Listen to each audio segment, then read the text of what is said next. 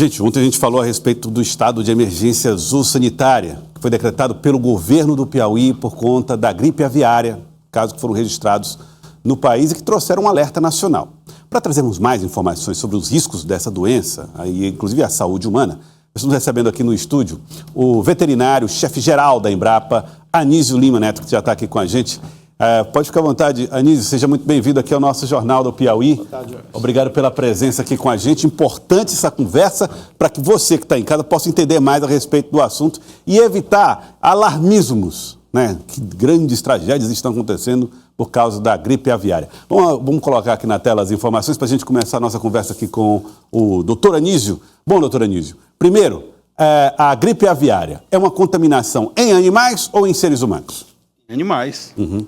Ela é uma virose transmitida por aves migratórias e que precisam ser muito bem monitorado. E para isso nós temos a nossa Defesa Sanitária Animal, o Ministério da Agricultura, no estado do Piauí, a ADAP, que vem fazendo um brilhante trabalho dentro do programa de sanidade avícola. A sanidade animal ela é um tripé para todo e qualquer desempenho dentro de um sistema de produção animal. A gente trouxe aqui algumas informações. Olha, a gripe aviária se espalha principalmente entre aves por contato direto com secreções, fezes e ambientes contaminados. Significa dizer que aves que eventualmente têm algum tipo de sintoma, o que é que as pessoas devem fazer? Aves com sintomas, as pessoas devem procurar o serviço de vigilância, não irem manipular esses animais, porque isso é um risco. Você não sabe qual a causa daquele animal que está apresentando aquele sintoma. Então, ligar para o serviço de vigilância, a DAP, a Defesa Sanitária, e aí eles vão adotar o procedimento correto, realizado por médicos veterinários, para poder identificar a causa que está ocorrendo naquele animal.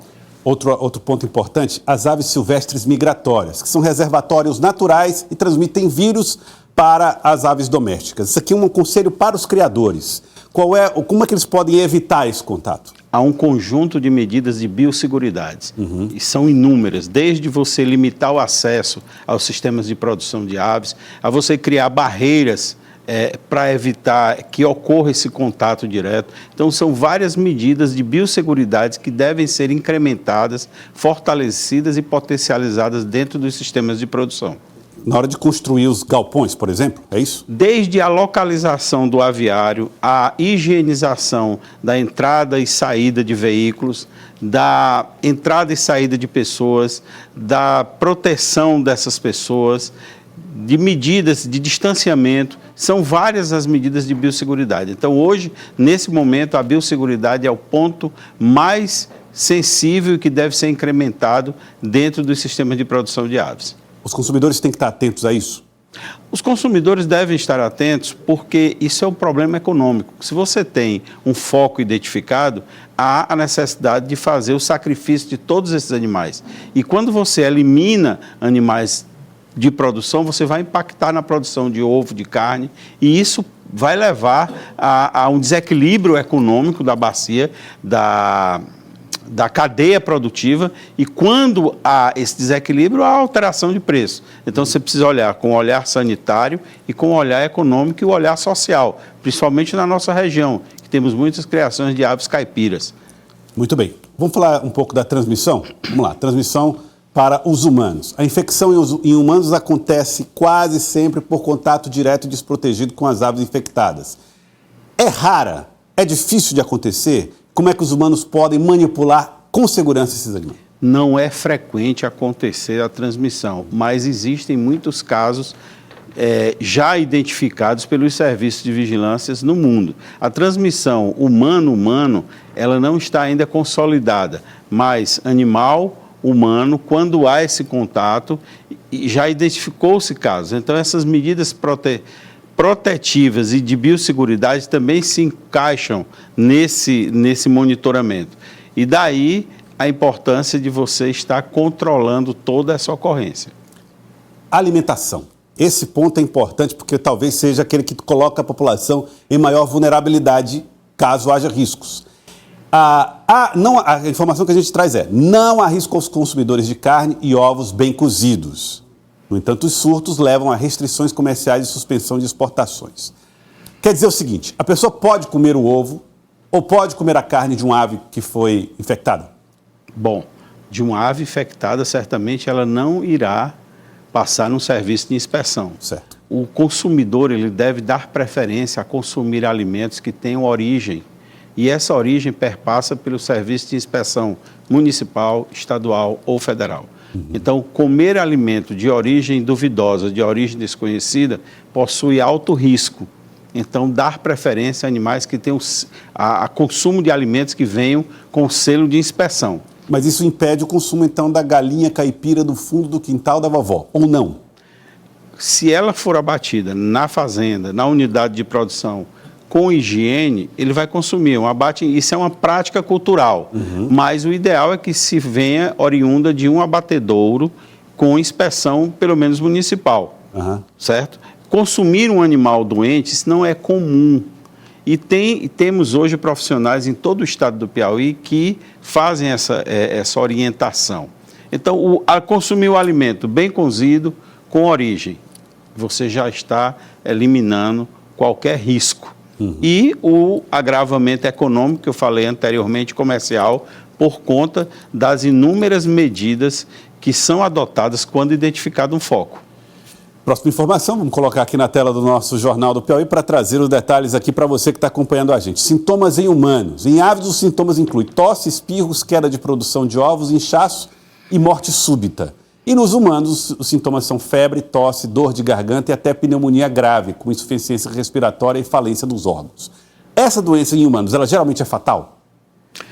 Os casos que se agravam geralmente vêm a óbito, mas isso é monitorado pelos nossos serviços de vigilância e pelas equipes médicas. Então, há um preparo. Hoje nós temos no Brasil um serviço de saúde que funciona. O nosso SUS funciona, a nossa vigilância funciona, nós temos bons médicos, então temos que monitorar não ocorrer esse contato. As medidas preventivas, elas são mais importantes do que as medidas curativas. E o risco é alto quando as pessoas são acometidas pelo vírus da influenza H5N1. Sintomas dos animais, os animais com sintomas que são encaminhados às autoridades, o que é que as autoridades fazem com esses animais? O serviço de vigilância ele vai realizar a necrópsia do animal, vai mandar material para análise e vai identificar qual realmente é a causa. Se o vírus é da influenza, da H5N1, ou fazer o diagnóstico diferencial com outras patologias que podem estar acometendo a ave. Todas as aves que estiverem junto com esta, que tiver confirmação, são condenadas. Tem que ser eutanasiada. E ainda tem mais. As medidas de biosseguridade e a normativa brasileira do Serviço de Sanidade Avícola, ela recomenda raios de eliminação desses criatórios. Daí o impacto econômico. Quando você vai eliminar todo o criatório para trazer segurança aos demais. Então é um tema sensível. E aqui no Piauí, Joel, eu até passei para a produção uma cartilha que é a Embrapa Suínos e Aves, que é o nosso centro de excelência. A Embrapa Meio Norte trabalha em sintonia com as Suínos e Aves. Antes de eu vir para cá, eu conversei com a equipe das Suínos e Aves. O foco é biosseguridade. O Piauí está fazendo o dever de casa como manda o figurino. Nossa Superintendência Federal da Agricultura, a ADAP, que são os órgãos responsáveis direto por isso, estão antenados, estão agindo e proagindo. Então, nós temos as medidas adotadas para que não chegue ao Piauí. Mas nós precisamos reforçar na agricultura familiar essas medidas de biosseguridade. A Embrapa tem uma cartilha para a criação de pequenas aves que orienta todas essas medidas de biosseguridade realizada em parceria com a Embrapa Suínos e Aves, que é o nosso centro de excelência. Eu quero agradecer ao senhor, doutor Nísio. Muito obrigado pela presença aqui no Jornal do Piauí, ao senhor como veterinário e também com o nome representando a Embrapa no estado do Piauí. Muito obrigado pela participação aqui no nosso jornal. E nós queremos agradecer esse momento, Joel, dizer que a Embrapa está há 50 anos no Piauí, comemoraremos 50 anos esse ano de 2025 e procurem sempre um médico veterinário para atender a essas temáticas clínicas, principalmente no tocante às zoonoses e ao consumo de alimento seguro. Muito obrigado pela participação aqui com a gente, doutor Nísio, trazendo informações aqui para nós.